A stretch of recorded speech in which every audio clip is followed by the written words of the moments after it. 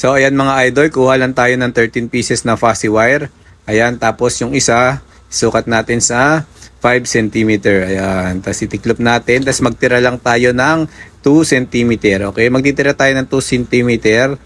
At wag tayong kukuha ng 3 cm kasi nag-iiba yung size niya. Tapos lock, tapos ikot. Tapos yung pangatlo, ayan, ipapasok natin siya sa gitna. Ayan, kita nyo naman, pinasok sa gitna mga idol. Tapos ayan, ilalak po ulit natin. So ganyan ang paggawa ng petals ng ating realistic rose mga idol. So sana nasundan nyo yung petals. Okay, so ulit-ulitin nyo na lang. Gumawa na lang kayo ng 13 pieces na ganyan mga idol. Diba? So ayan, nakagawa na tayo ng 13 pieces. Ngayon, paplansyahin na natin siya isa-isa.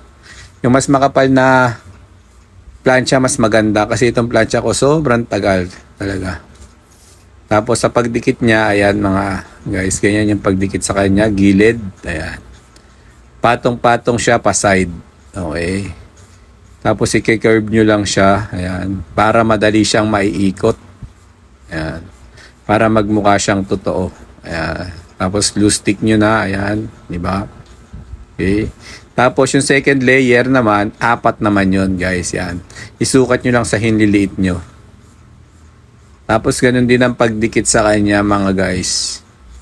Sa gilid lang din ng petals. Huwag dun sa dulo ng petals. Kasi ayan. So ayan, nung nadikit na natin, ayan, didikitan na natin lahat. So sabay-sabay lang siya ididikit. I-roll yun nyo. Ayan. Medyo taasan nyo lang siya ng konti para hindi siya magmukhang fountain. Tapos yun, masimasin nyo lang, i-curve nyo lang yung taas ng petals para mag-curve siya. Tapos yung pangatlong layer niya naman, isa-isahin nyo na siyang idikit. Okay, yan. Nakikita nyo naman sa video, isa-isa ko na siyang dinidikit yung ating third layer. Ayan. So mas level up siya ng kaunti guys. Para pag pinold natin siya is magpantay-pantay siya sa taas. At hindi siya magmukhang fountain. Okay. So ayan. Tapos pagkatapos lang yan guys, diinan nyo lang para sumikip siya ng sumikip. Ayan. Pagkatapos yun ng glue stick, kahit mapasok kayo, tiisin nyo lang. So, ayan. Tapos, sinunog-sunog ko rin yung dulo niya para hindi siya magmukhang bulky tignan. So, para magmukha siyang petals na patusok, sunugin nyo lang yung gilid. Yung, kung gusto nyong gupitin nyo. Pero ako, mas gusto ko yung sinusunog. Tapos, ayan, iikot nyo lang ng plies. Pero kung gusto nyo ng kamay, kamay gamitin nyo. So sa sepals naman mga guys, ayan, 5 cm lang siya ulit. Tapos nagtira naman ako sa kanya ng 1 cm. Doon ako nag-lock. So gagawa lang kayo niya ng 6. Para yan yung hahawakan natin para sa rose mamaya. Okay? So after nyan mga guys, pinlansya ko na rin siya. At sinunog ko rin para maging diretso yan. Ayan. Kita nyo naman naging diretso siya, di ba? At hindi siya pa oblong. So mas magandang tingnan yan. Mas mukhang realistic siya kung ganyan yung gagawin nyo.